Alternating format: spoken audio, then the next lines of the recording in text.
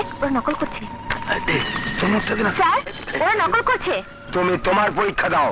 না, পরীক্ষার নকলের বিরুদ্ধে ব্যবস্থা না নিলে আমরা পরীক্ষা দেব না। আমরা পরীক্ষা দেব না। টাইম নাই তোর টাইম নাই রে। চান্দুর বিরুদ্ধে কথা কইছ। আমরা পরীক্ষায় নকল করতে দেব না। তোর নাম সোহাগী, তুই হইলি ক্লাসের বালা ছাত্রী। আমার কাছে ডিস্টার্ব করলে বানায় দিমু সাগরেদ গো পাত্রী, বুঝলা সোহাগী? কি হচ্ছে? পরীক্ষার হলে হইছে কিসের? স্যার স্যার চান্দুর দল পরীক্ষা নকল করছিল, আমি প্রতিবাদ করাতে চান্দু আমাকে কিছুই করি নাই। তুই বেশি বাড়াবাড়ি করলে করমু। কি তোমার এত বড় সাহস? Get out! তোমাকে পরীক্ষা থেকে বহিষ্কার করা হলো। মাস্টার আপনার টাইম নাই। চল আমরা পরীক্ষা দেব। চল। অসভ্য। এই তোমরা বসো, পরীক্ষা দাও। কি রে, পরীক্ষা কেমন দিলি? আমারও ভালো হয়েছে। কালকেরটা কেমন হয় কে জানে। তুই চান্দুরে চিনস নাই। তুই হইলি ভালো ছাত্রী, বানামু আমার সাগরেদ গো পাত্রী। কতটা মিশা কই নাই। এই পরে নিয়ে যা। Out out.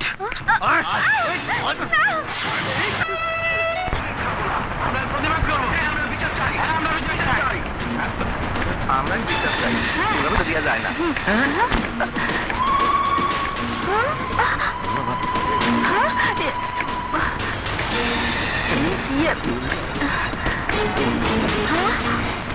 সিরাজ স্যারের হত্যার একটা বিহিত করতেই হবে। আমরা বিচার চাই স্যার। আসসালামু আলাইকুম চান্দু ভাই। এই প্রফেসর, কিসের স্লোগান? পরীক্ষা বন্ধ রাখছস কেন? পরীক্ষা শুরু কর। এই শিক্ষা প্রতিষ্ঠানে আমি যা কমু তাই হইব। নাইলে কি করুম বুঝতে পারস নাই? জি চান্দু ভাই, আমি ব্যবস্থা করছি।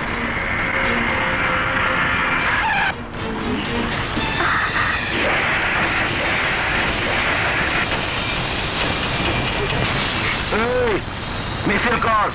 শিক্ষাঙ্গনে পুলিশ কেন? পুলিশের গুন্ডামি চলে না, পুলিশের গুন্ডামি চলে না। শিক্ষাঙ্গনে পুলিশ কেন? শিক্ষাঙ্গনে পুলিশ কেন? আপনারা আমাকে বলুন, শিক্ষাঙ্গনে পুলিশ কেন ঢুকতে পারবে না? পুলিশ কি চোর? পুলিশ কি ভণ্ড বদমাশ? এই শিক্ষা প্রতিষ্ঠান কি বাংলাদেশের মানচিত্রের বাইরে নাকি আইনের বাইরে? তাহলে কেন পুলিশ শিক্ষাঙ্গনে ঢুকতে পারবে না? কেন ঢুকতে পারবে না? শিক্ষাঙ্গনে মাস্টার ঢুকতে পারবে, সন্ত্রাসীরা ঢুকতে পারবে। পরীক্ষার হলে ছাত্র নামধারী মাস্টাররা রেপ করতে পারবে। বাধা দিলে প্রফেসরকে খুন করে এখানে এসে লুকিয়ে থাকতে পারবে। আর পুলিশ, যারা আইন শৃঙ্খলা রক্ষা করে, তারা কেন শিক্ষাঙ্গনে ঢুকতে পারবে না? Answer me, Y?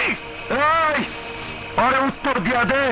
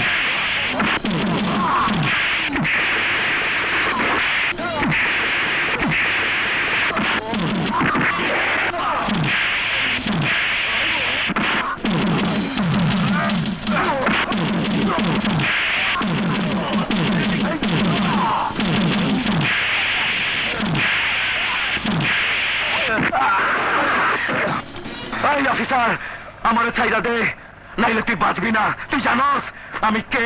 আমি সরকারি দলের লোক। মিথ্যে কথা!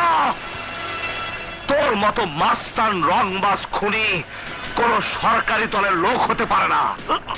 সরকার কি তোকে বলে দিয়েছে যা শিক্ষাঙ্গনে গিয়ে সন্ত্রাস কর, অস্ত্র দিয়ে মানুষ খুন কর, প্রফেসরকে জ্বালিয়ে দে, সরকারের সুনামের মধ্যে কালি ছড়িয়ে দে? না, ফোন কর তোর সরকারকে। কোন সরকার তোর মতো ক্যাডার পালে না।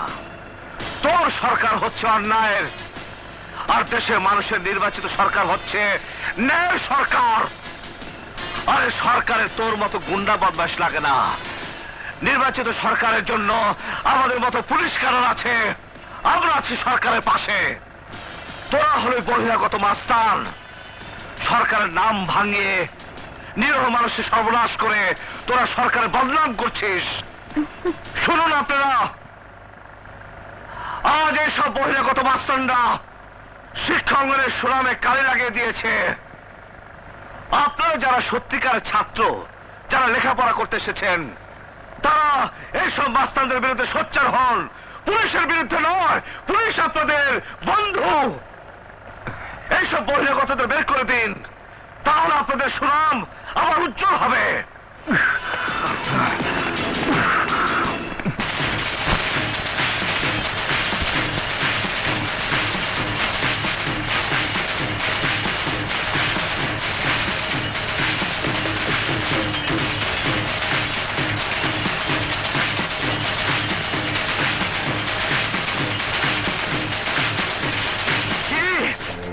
চান্দরে পুলিশ ধরে নিয়ে গেছে।